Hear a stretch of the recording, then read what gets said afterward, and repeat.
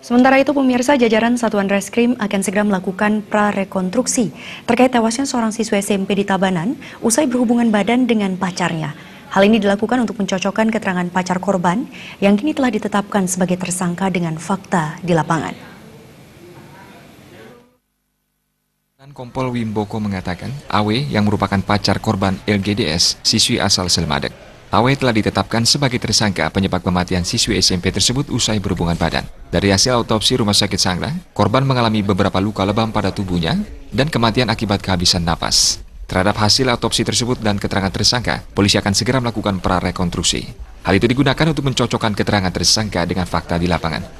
Aku sendiri dan si korban sudah pernah berhubungan sebelumnya, dan ini yang kedua. Kalau pengakuan dari pelaku tidak ada pemaksaan, tapi kita tidak bisa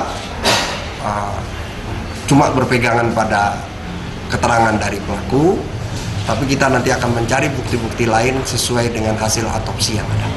Akan ada prarekonstruksi dan rekonstruksi yang akan kita laksanakan untuk memastikan apakah penyebab utama meninggalnya korban tersebut.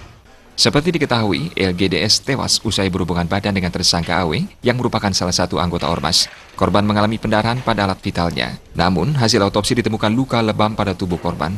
Penyebab kematian korban karena kehabisan nafas. Saat ini, kepolisian masih memperdalam penyelidikan kasusnya. Raiswantara, Bali TV.